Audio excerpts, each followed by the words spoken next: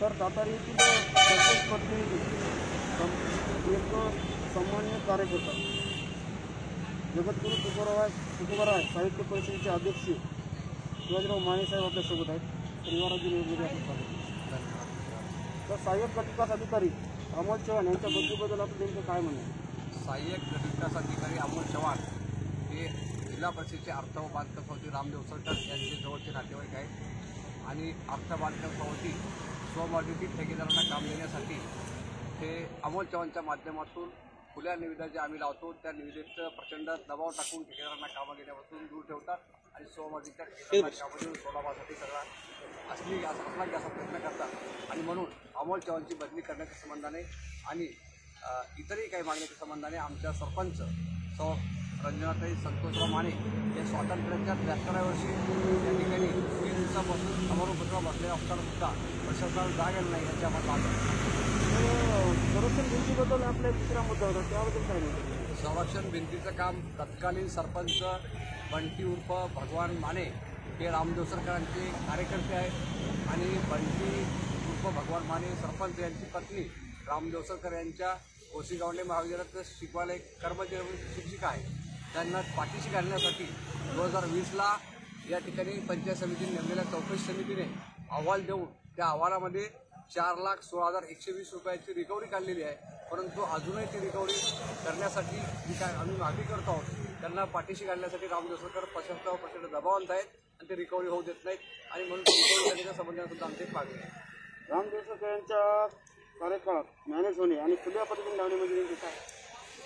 निविदेचे एक पद्धत आहे शासनाची, म्हणजे संपूर्ण महाराष्ट्रात आणि भारतात सुद्धा, की ज्या निविदेमध्ये ज्या ठेकेदाराला सहभागी व्हायचं त्याला होता आलं पाहिजे आणि कोणी निविदा लावत असतो आपण, परंतु ही ठेकेदाराला प्रेशराईज करतात आणि तुम्ही ही निविदा घेऊ नका, आमचा हा ठेकेदार घेऊ आणि निविदा तुम्ही घेतली तर तुमच्या इतर कामामध्ये तुम्हाला बिला काढण्यात आम्ही अडचण निर्माण करणार अशा प्रकारचं ते काम करून त्यांच्या ठरलेल्या ठेकेदाराला काम देण्याचा प्रयत्न करतात.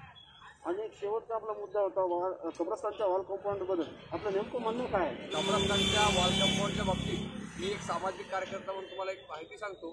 आमच्या गावातल्या आणि परिसरातल्या लोकांना माहीत आहे, अल्पसंख्याक फंडाच्या माध्यमातून 3 वर्षापूर्वी 10 लाख रुपये फंड त्या ठिकाणी गावात कब्रस्तानच्या कामाला मंजूर झाला होता. त्यावेळी सुद्धा रामदेव सरकारांचे कट्टर समर्थक आणि त्यावेळेसचे तत्कालीन ग्रामपंचायत सदस्य श्याम दात्रक यांनी जागेसाठी एक वाद निर्माण केला. परंतु आमच्यातला मुस्लिम समाज हा प्रचंड एक विचारी असल्यामुळं त्यांनी समोपचारांचे प्रश्न मार्ग काढण्यासाठी ग्रामपंचायतला मिटिंग लावायला आम्हाला विनंती केली. आम्ही मिटिंग लावली आणि कब्रस्तानच्या नावानं जे महसूल रेकॉर्डला 40 गुंठे जमीन आहे त्यातली 5-6 गुंठे जमीन त्यांनी कमी घेतली आणि आमचं काम होऊ द्या अशी विनंती केली. तसं ठरलेलं असताना सुद्धा त्यावेळेस त्यांनी विरोध केला आणि ते फंड वापस गेला. त्यानंतर आता शासनाकडून जिल्हा परिषदेने फंड मंजूर केला. त्या कामात स्वतःच्या मर्जीतील ठेकेदाराला काम देण्यासाठी खुल्या निविदेत त्यांनी लावू नका अशा पद्धतीनं प्रचंड दबाव निर्माण केला. ब्राह्मणगावच्या ठेकेदारांनी काम घेतलं होतं, त्यांना पण अडचण निर्माण केली, दारकीच्या ठेकेदाराला अडचण निर्माण केली आणि स्वतःच्या ठेकेदाराला काम देण्यासाठी त्यांनी ते निविदा लावू दिली नाही. आम्ही लावली परंतु त्यांनी त्या पद्धतीनं घोडा घातला. तर या ठिकाणी महिला या ठिकाणी मुलं बाळं घरदार सोडून या ठिकाणी उपोषणाच्या जागी बसले आहेत. झोपलेल्या सरकारला या ठिकाणी जाग येईल का हे पाहणं तेवढंच महत्त्वाचं आहे. युवराज्य न्यूज लाईव्हसाठी मी मारुती काकडे उमरखेड. या ठिकाणी उपोषणाला पाठिंबा म्हणून मोरचंडी ग्रामपंचायतचे सरपंच सौ सविता प्रशांत गाडेकर यांनी या ठिकाणी उपोषणाला पाठिंबा दिला आहे आणि जाणून घेऊया त्यांच्याशी कशा प्रकारचा पाठिंबा असेल. आज 26 जानेवारी प्रजासत्ताक दिनाच्या दिवशी आमच्या महिला सरपंच सौ रंजनाताई माने या पंचायत समितीसमोर सारख्या 3 दिवसापासून आमरण उपोषणासाठी बसून आहेत आणि त्यांच्या अडचणी भरपूर आहेत. अशाच अडचणी प्रत्येक ग्रामपंचायतीमध्ये येऊन राहिल्या आहेत आणि त्या अडचणी सोडवण्यासाठी रंजनाताई माने या उपोषणासाठी बसलेले आहेत आणि त्यांच्या या उपोषणासाठी